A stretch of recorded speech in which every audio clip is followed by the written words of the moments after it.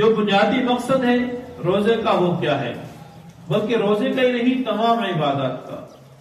اللہ تبارک و تعالیٰ نے مختلف عبادات کا تذکرہ کیا، جیسے ینال اللہ لحومھا ولا دماؤھا ولکن ینالہ التقوی منکم، کہ تمہارے گوشت کھانے سے، گوشت پکانے سے یا گوشت کاٹنے سے مجھے غرض نہیں، نہ تمہیں تمہارے خون بہانے سے مجھے غرض ہے، مجھے تو غرض تمہارے تقوی سے ہے۔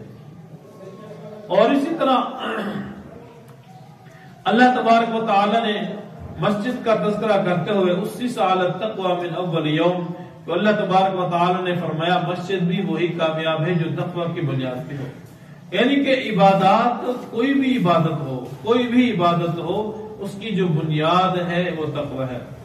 اللہ تبارک و تعالی نے قرآن کریم کے بارے میں فرمایا ذالک الکتاب، یہ وہ کتاب ہے لا ریب فیہ، جس میں کوئی شک نہیں، ھدی للمتقین، یہ ہدایت ہے متقین کے لیے۔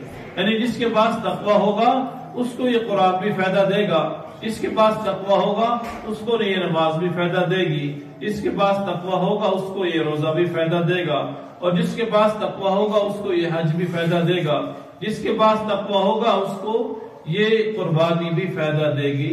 اگر خدا نخواستہ انسان سارا دن بھوک اور پیاس میں گزارتا ہے، نہ کچھ کھاتا ہے نہ کچھ پیتا ہے، اور سارا دن اللہ کی عبادت میں بھی لگا رہتا ہے، مگر اس عبادت کا خلاصہ اس کے پاس نہیں ہے، تو سمجھ لو کہ وہ بیچارہ سارا دن ٹکریں تو مارتا رہا لیکن کچھ حاصل نہ ہو سکا۔ اس میں آتا ہے کتنے روزے دار ایسے ہیں کہ جن کا صرف بھوکا رہنا اور بھوکا اور پیاسا رہنا ہی ہوتا ہے، حقیقت روزے کی انہیں حاصل نہیں ہوتی۔ اور مسلم شریف کی روایت میں آپ نے ارشاد فرمایا، تقوی کے بارے میں فرمایا کہ اس کی جو جگہ ہے وہ دل ہے، وہ دل۔